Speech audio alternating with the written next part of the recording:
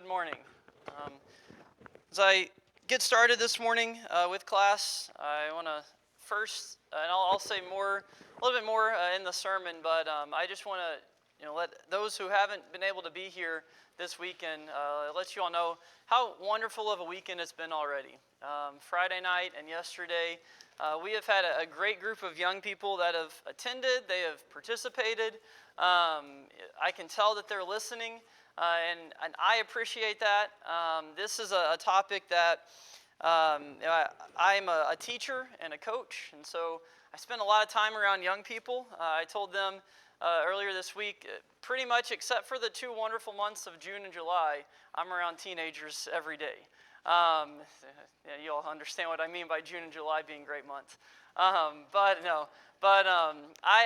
am seeing, especially in the past several years, how Satan has been attacking our youth with their mental health. And it's something that preteens, teenagers, young adults are going through, but it's also something that adults are going through as well. And it's a struggle that many adults, 30s, 40s, 50s, and even older, are having to fight and having to battle. And unfortunately, many are losing that battle. And so, the 2 lessons this morning, my intentions are that it's not just for the young people who are sitting here in the front middle where they have been all weekend.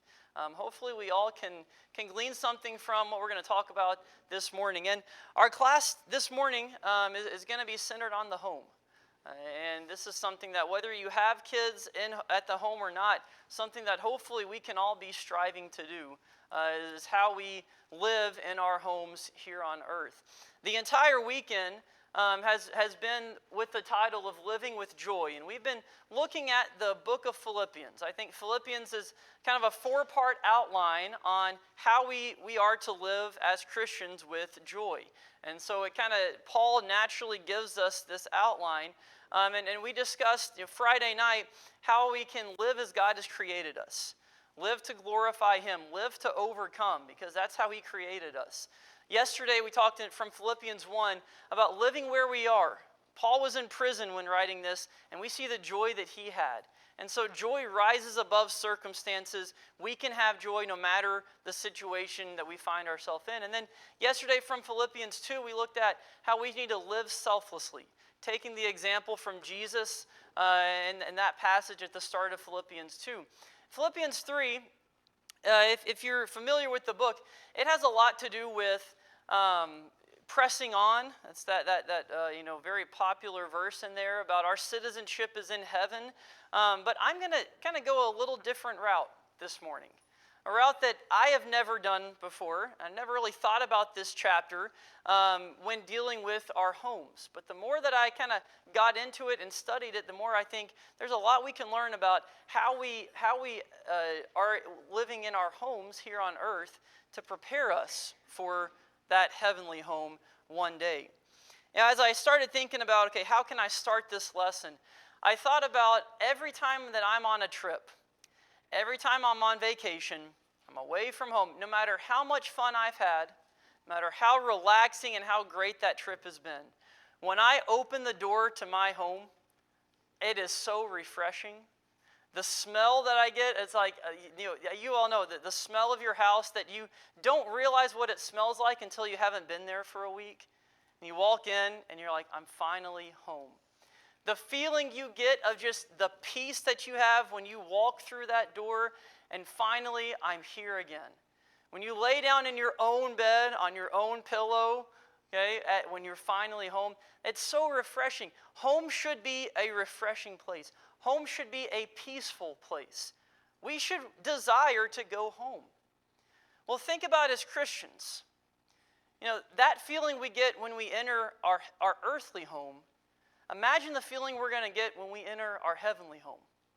And the refreshing and the peaceful feeling it's going to be when we're finally at the home that we've all been striving to get to for our entire lives. Home should be a place of stability, a place of refreshment, and home should be a place of joy as well. Our heavenly home is guaranteed to bring that to us. And so we need to be living so that our earthly homes are a reflection are a place of preparation for that heavenly home. Yes, there's going to be things in our earthly homes, and we'll talk about some of these today, that we are not going to find in heaven. Discipline, correction, repentance, unfortunately sin, those are going to take place. And we know those are not going to take place when we're in paradise. Because there's not going to be any darkness. There's not going to be anything bad or evil in heaven. But we should be striving to prepare our families. We should be striving to be prepared for home, for our heavenly home, while we're living here on earth. And you know, working with adolescents and teenagers so much throughout the year, it's interesting as I thought about the topic that we're covering this weekend of overcoming the mental health challenges that we face today. So much mental instability in our young people, and I'm not saying this is the case all the time, but a lot of it can be traced back to what is life like at home.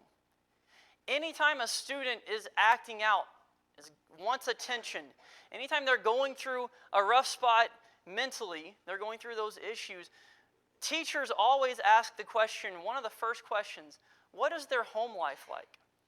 And a lot of times their home life is not stable, their home life might not be safe, and almost always their home life is not disciplined. And that leads to a whole host of challenges that they face.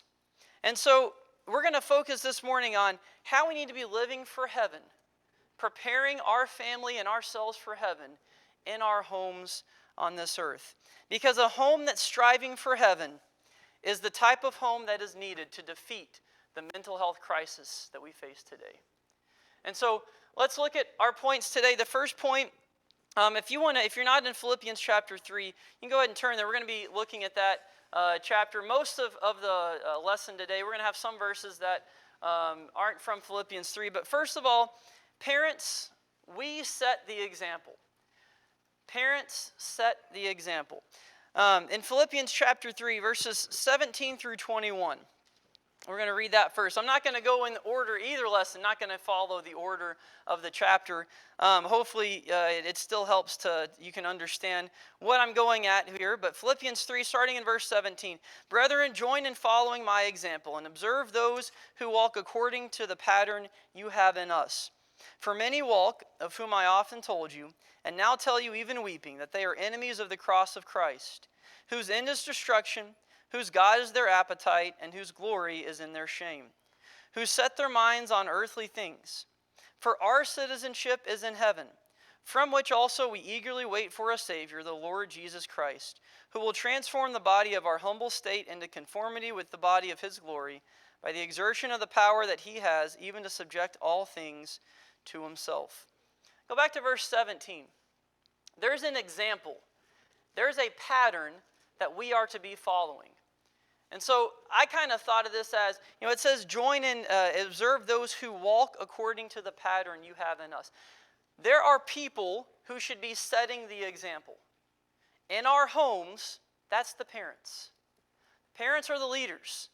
Parents, we should be setting that example. We should be walking in that pattern so that our children can observe us living that pattern.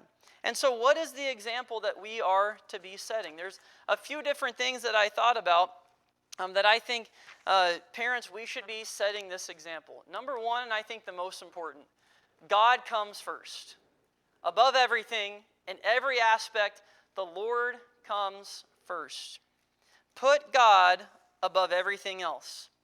I think back to my childhood, and I was very blessed to have two parents that taught me that God comes first. This was seen we were on a trip, on vacation. The first thing they did before they decided where we were going to go is there a faithful church? Are we going to be able to get there on Wednesday night for Bible study, on Sunday morning for worship? And if there wasn't one, we didn't just say, okay, we'll skip it for this week. No, they made sure they found a place where we could go on vacation, on a trip. They made sure that the hotel we were staying at was close to a faithful church. They taught me that. We were at a sporting event. I'm leaving early because mom and dad are going to make sure I can make it to worship. We would have family Bible readings, family Bible studies. My dad made sure that we all got up at 6:30 every morning on a school day so we could eat breakfast together and read a chapter of the Bible. because he knew how busy we were at night, and we probably weren't going to eat dinner together. They set the example. They made sure that they taught their 4 children God comes first above sports, above traveling, above entertainment, above doing fun things like a vacation. How we planned out our days and weeks as a family started with my parents saying, we're going to plan it around worship, we're going to plan it around Bible studies, we're going to plan it around, yes, even gospel meetings. They taught that the Lord comes first. And so we need to make sure that we are putting God above everything. Good and bad, God comes first. Next, the Lord comes first in that we need to teach our children to follow his commands. Listen, there are guidelines and there are boundaries that God has set for Christians and for families, and we need to follow them. I feel like there's been a big push in recent years to disrespect authority, to say that, I'm not going to listen to this person because I don't like what they have to say. I don't like the way that they live. But if they're an authority, we see throughout the scriptures that we are to listen to them. Because ultimately, the one who has the utmost authority, God himself, we have to listen to him. Boundaries are good, young people. Guidelines are good. Rules are good. Follow them. And parents, show our children that they are good by following the Lord's guidelines, the Lord's boundaries, the Lord's rules. If you look at Romans chapter 1, one of the few verses we're going to read outside of Philippians today, I think we see it, the second half of Romans chapter 1, the issues that arise when the rules and the guidelines and the boundaries go out the door. And if you have time later, read the entire first chapter of Romans, especially verse 18 through the end, because you really see what happens when we don't listen to God. We don't follow his guidelines. I just want to read verses 21 through 23.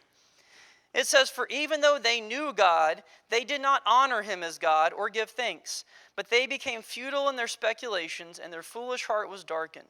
Professing to be wise, they became fools, and exchanged the glory of the incorruptible God for an image in the form of corruptible man, and of birds, and 4-footed animals, and crawling creatures." That sounds an awful lot like 2025, doesn't it? Discipline, rules are not bad. In fact, they're good. And parents, what I have learned with working with young people is that they might not tell you that they want them, but they want rules. They want guidelines. Because when they don't have them, they're confused. They don't know what's right and what's wrong. So set the rules, set the guidelines, and hold them to them. But show them by following God's rules and his guidelines that that is a good thing. And what else is a good thing is discipline. Discipline is not a bad thing. And parents, we need to make sure our children know discipline is not bad. And I think that I like this example when talking about discipline. Discipline brings pain. It brings pain for the one discipline, but also for the disciplinarian. And there's a condition called congenital insensitivity to pain. And that's when the pain sensors don't fire to the brain like they would normally. And when children that have this, there's no way to diagnose it until you realize your child has this. And I've heard of children that have reached into an oven and grabbed a pan with their bare hand and pulled it out, and they have no clue that they're getting burns on their hand. Children that have smacked their head on the wall and they start bleeding, they have no clue that they're hurt because those pain sensors aren't sending signals to their brain. That's dangerous, isn't it? Because they could do all sorts of things and be severely injured and not recognize it because they can't feel pain. So be thankful that we can feel pain. Be thankful that we have discipline, because when we feel pain, you know what that tells us? Don't do it again. I'm not going to reach in and grab that hot pan in the oven because that didn't feel good when I did it the first time. And so pain is not a bad thing. And God uses pain, God uses discipline for his children to teach us. In Hebrews chapter 12, verse 11, it says, "All discipline doesn't seem to be joyful, but it seems sorrowful. But those who have been trained by it, afterwards it yields the fruits of righteousness." It doesn't seem fun at first, but it is going to pay off. So, teach our children the Lord comes first. Follow his commands. Put him above everything. And remember, discipline is not a bad thing. Second, parents, we need to teach our children that we need to be around other believers. We need to be around other Christians. First of all, we need other people in our life. We've talked about young people. We've talked about Elijah quite a bit this weekend. And back in 1 Kings 18 and 19, after Elijah defeated the prophets of Baal, he goes off and flees from Jezebel, who's trying to kill him, and he's alone. And when he's alone, that's when Satan starts to attack him. And he tells God, my life isn't even worth living right now. Just go ahead and take me. He said, I'm ready to die. He was in a dark state mentally because he was alone. And if you remember, how did God help him? Well, God helped him by strengthening him, but also God said, hey, go find these people and do this. And remember, there are 7,000 people in Israel who are still following me. God reminded Elijah that he was not alone. And we as Christians need to be reminded that we're not alone either. And you know who really needs to be reminded they're not alone? It's our young people. I guarantee there are young people here who find themselves in school, in a class, on a team, in an activity where they are the only Christian. They need to be reminded that they have 50 other people that are taking a weekend out of their spring to be here. They need to be reminded that they have others who are fighting the same battle that they are fighting. Our children need to see that they have people on their side. And so parents, who do we identify with as a family? Who do we choose to go on vacations with? Who do we choose to spend our free times with? Who do we have over to our homes? It's not a bad thing to have over people that from school or work, but who do we identify with? Who are our best friends as a family? Are they people from the Lord's church? Christians who are fighting the same battle that we are? And I would encourage us, if they are not, then look for those relationships. Because it's going to help you as a parent and adult, but it's really going to help your kids. Make sure that we are around other believers. And then third, remind our children that there is hope. I know as a teenager who you can do whatever you want to physically and you have all the energy in the world, it's sometimes hard to think about heaven because you don't have the same issues in life that 30, 40, 50, 70, 80, 90-year-old's going to face. But remind our young people that the things that they're going through, the hard times they're going through, one day they're going to be over for all eternity if they put their trust and their faith in the Lord. I'm afraid that what has happened is that we have created generations of soft people, soft children, soft adults, and yes, even soft Christians. And I'm afraid by not showing them that the Lord comes first, not showing them that discipline and pain is not a bad thing, I'm afraid that by not allowing our children to go through trials, we're not preparing them for the trials that they're going to face.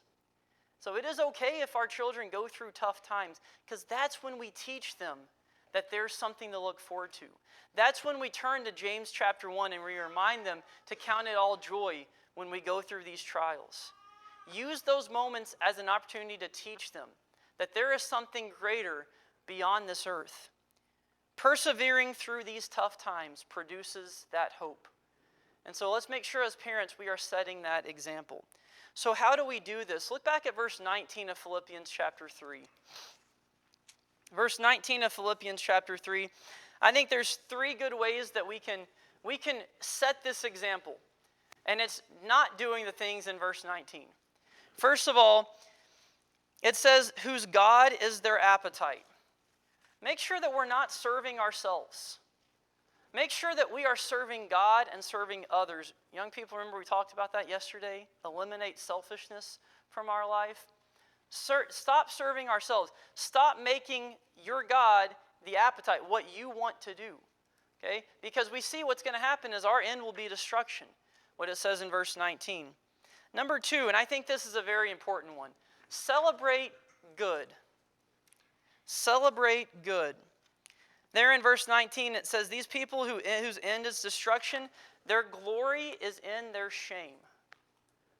Parents, stop celebrating shameful things. Stop celebrating shameful things. I'm glad that John talked about this at the end yesterday to the young people. But what we are approving, especially on social media, are we celebrating good? Or are we celebrating things that could cause us shame, that should cause us shame? Celebrate the good in our children. Don't hold up shameful things. And then the third one there, avoid setting our mind on earthly things. Set our mind on heavenly things. Set our mind on spiritual things. I think that goes right back to the 3 points we talked about of what example should we be setting. I think all three of these points of how do we do this focus on the same basic principle. As a family, what is our priority? What is our priority as a family? And kids, look back at verse 17. Observe those who walk according to the pattern that you have. Your job is to follow your parents' example. They might not be the coolest. They might embarrass you. Okay? You might not think that they have a whole lot of wisdom, but I promise you they do. If your parents are setting the example that we just talked about, if they're living like God has called them to live, then follow their example. As much as it might not be fun sometimes, it might not be the cool thing to do, follow your parents' example. Young people, remember, who are your role models? Hopefully they're not celebrities or athletes or influencers. Hopefully it's Christ. Hopefully it's your parents, your grandparents. And parents, understand the severity of the role that God has given us. And I'm talking to myself just as much. Understand the importance of the role that we have of setting the example for our children. Put our strength and our time and our energy into setting this example. And so, first of all, and this is the big point, parents, let's make sure that we are setting that example. Number 2, beware of evil workers. Beware of evil workers. Go back to verses 2 and 3 of Philippians chapter 3. It says, beware of the dogs, beware of evil workers, beware of the false circumcision, for we are the true circumcision, who worship in the Spirit of God and glory in Christ Jesus, and put no confidence in the flesh. You know what's going to get in the way of us preparing our family for the heavenly home? The evil workers, the dogs, the false circumcision like they're talked about here in verse 2. Satan, we talked about on Friday night, he's using mental health and the challenges against us to try and get us to fall, to try and get us to say it's not worth it. And we have to overcome. And I want to make sure that we all are reminded that no family gets a free pass from Satan. It does not matter how many children we have, where we work, where our kids go to school. Doesn't matter where we live. Evil workers are trying to get to the hearts of you and your children. And that is the case for every single family here and in this country and in this world. We said Satan knows the way to get to a nation is to attack the youth. Satan knows the way to get to a nation is to also attack the family. And he's been doing a pretty good job of that, unfortunately, in this country. No family is immune to what Satan's trying to do. And so let's make sure that we are on guard of the evil workers that are around us. What are these evil workers trying to do? What tactics are they using? How are they trying to do this? This is going to be kind of a review of what we talked about the past couple of days. So young people, stay with me. Okay, hopefully it reminds you of some of the things we talked about, because you've got to be on guard as well. It's your job to make sure you're on guard of these evil workers just as much as your parents. He's trying to use loneliness and fear. Think about Elijah.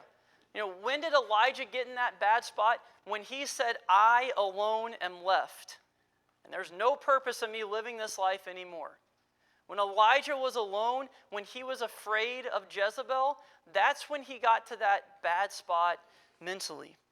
It can strike at any time. Elijah had just done one of the most amazing feats that I think is in the Bible.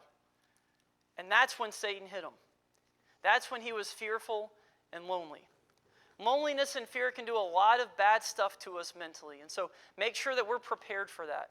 Make sure that we don't succumb to what the evil workers are trying to get us to think and trying to get us to say and even do. Discouragement, kind of the same thing as loneliness and fear. These evil workers want us to become consumed in ourselves. And when we're focused on ourselves, we become discouraged because we start to think negative thoughts. We start to see the things that are going wrong. We start to lose our joy as Christians. And so they want us to be focused with ourselves because that then leads to discouragement. And there's nothing wrong with being discouraged because it happens to everyone. But we can't allow the evil workers to use that discouragement to get us to then sin, to get us to start walking away from the Lord. They want us to be paralyzed by discouragement. We need to overcome it. We need to conquer it. And a great way to overcome discouragement is by being around other people. Put your energy into other people, and that's going to usually lift us out of that discouraging place. They want us to be distressed and have grief and agony. Even Christ himself couldn't get away from the evil workers using this. Before he went to the cross, when he was in the garden, we read Friday night, Luke 22, how when he was praying, it says that he was in agony. The mental pain Christ had to go throughout the cross was something that we will never imagine. So yes, even Christ they tried to get to him, these evil workers, by the mental pain and torture that they put him through. But how did Christ overcome? Well, he overcame remember what he did? He didn't go to the garden alone. He brought his closest friends with him. Now, they might not have been a lot of help, but he brought his closest friends with him. And he prayed. He knew that God was the only one who could truly get him through that time. And so he had asked God to strengthen him.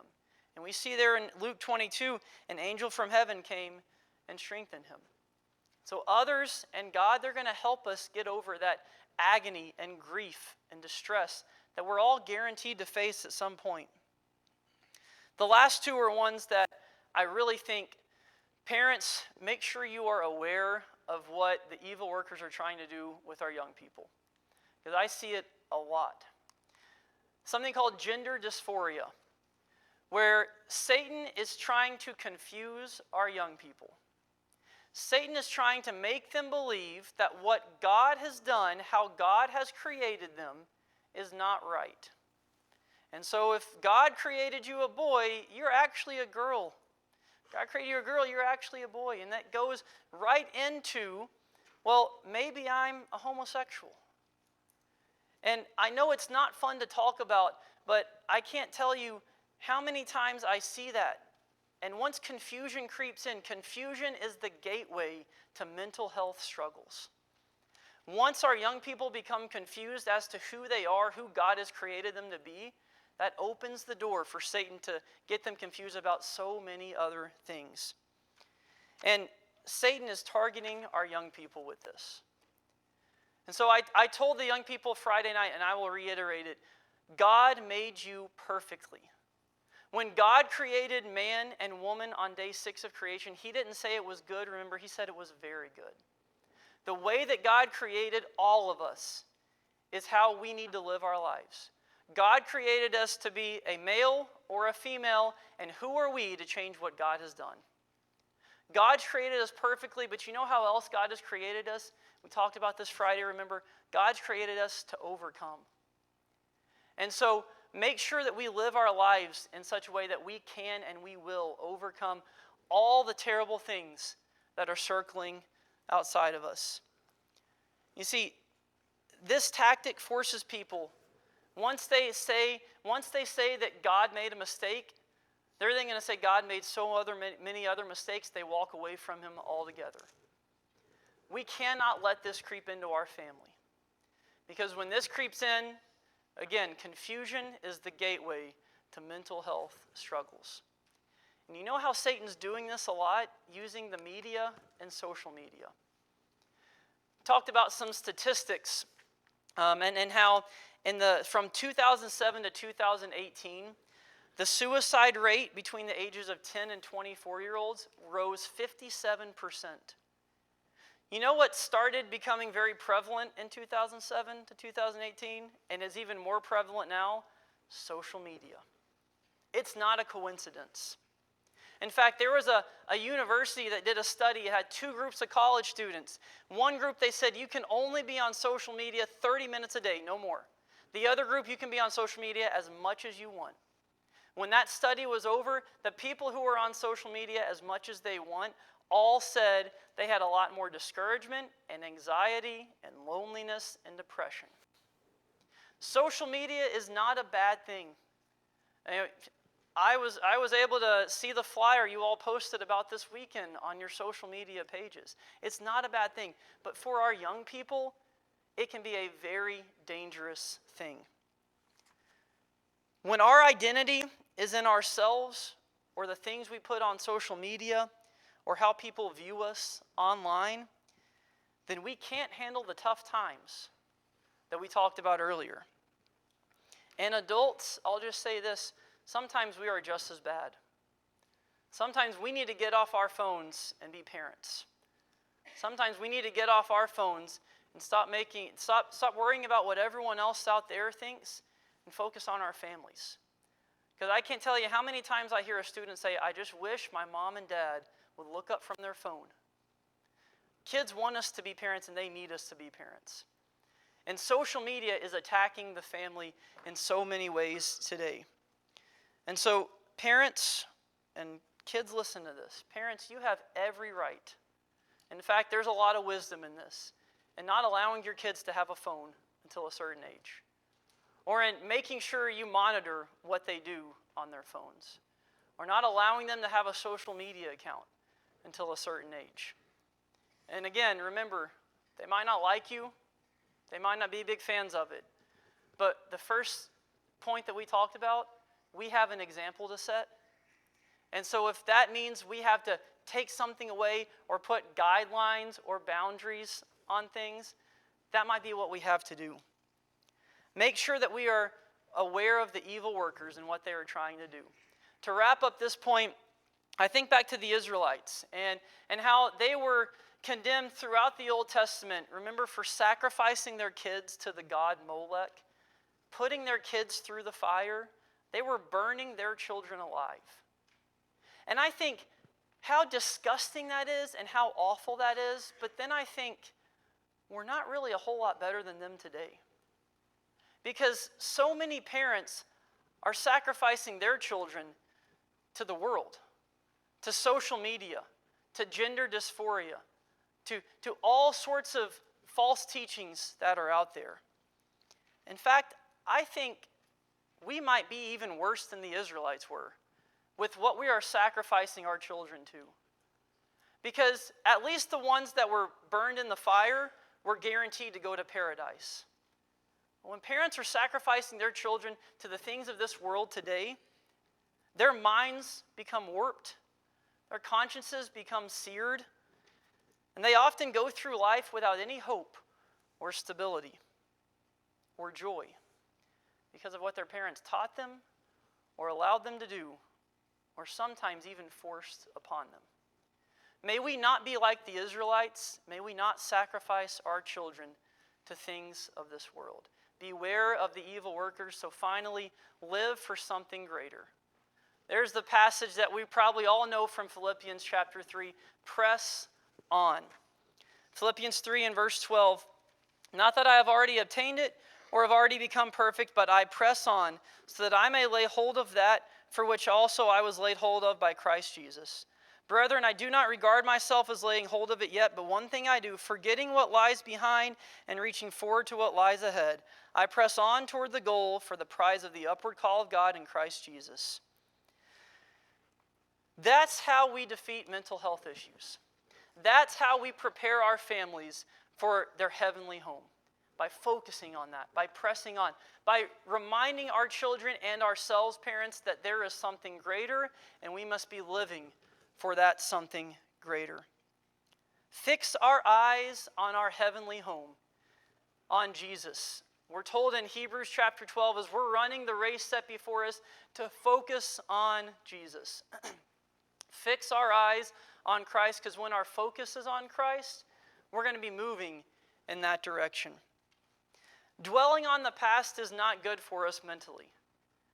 We can learn a lot from the past, but I think we should take the example from Paul himself, who was writing this. If anyone can overcome their dark past, Paul sets a great example for us. I don't think any of us have a past probably as dark as what Paul had, and he was able to press on. He was able to forget what lied behind, and he was reaching forward to what lied ahead every single day. Live as God created us to live. Remind ourselves that what we have on this earth is nothing to what we're going to have in heaven. Strive to be more like Jesus each and every day. And when we do make mistakes, learn from them, but overcome them. Remember, young people, we were created to overcome. We were created to be more than conquerors.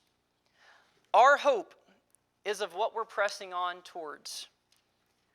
The best way to overcome mental health issues is to have hope. Remind each other that there is hope, and that's what we're pressing on towards. And it's much easier to do with others around us. When we're pressing on as a family, and we're all working together to live for something greater, that's when we can defeat what Satan and the evil workers around us are trying to get us to fall prey to. That's when we overcome. We need our families. The church needs our families to help each other press on, live with joy, and overcome the issues that we're facing today with this mental health crisis. So, as we wrap up this lesson, some of you might have heard this before, so bear with me. This is home plate. I got it from my 3-year-old son's set in the backyard last night. Home plate. This is a question. If you know the answer, then feel free to answer. If you've heard this before, then please don't ruin it for everybody. Does anyone know how wide in T-ball, okay, Little League, anybody know how wide home plate is? Anybody? How many inches? I would be shocked if somebody did. 17 inches, okay? So in Little League baseball, home plate is 17 inches wide. In high school baseball, does anyone know how wide home plate is? In college baseball and softball, how wide is home plate? 17 inches. You get to professional and minor league baseball, you know how wide home plate is? And when you get to the big leagues, MLB, professional baseball, guess how wide home plate is? It doesn't change from the first time Grayson Paden sits this home plate out in his backyard to a big league player in the major leagues. Home plate is always 17 inches. And you know what happens when a pitcher in any of those leagues can't get the ball over home plate? You know what they don't do? They don't say, we're going to make it 20 inches. We're going to make it 22 inches because we want little Timmy to be able to throw the ball over home plate. No. You either learn how to get the ball over home plate as a pitcher or you don't pitch. You know what happens in any of those leagues if a batter can't hit a ball that's thrown over home plate? They don't widen home plate. They do the same thing. Learn how to play the game with these guidelines or you're going to be subbed out for somebody else. Baseball has it right. If baseball doesn't widen the plate for anybody, they keep the standard the standard. Why are we widening the plate in our families? Why are we widening the plate in our schools? Hopefully this is not the case, but why would we widen the plate in the Lord's church? And say, oh yeah, you can't live by this standard, but I'm gonna widen a little bit. I'm going to give you a little bit of grace this time. I'm not going to discipline you. You know, when we've had a long week and our children are not speaking to us the way that they need to speak to us, do we widen the plate? Or do we take the time and the energy and the effort to remind them of the guidelines, to discipline them? When our children are involved with things they shouldn't be involved with on social media, do we widen the plate and say, well, that's just the times of today. They'll learn how to deal with it? Or do we remind ourselves and them of the guidelines that are set before us? When we realize that our children are not walking as the Lord wants them to walk, do we widen the plate?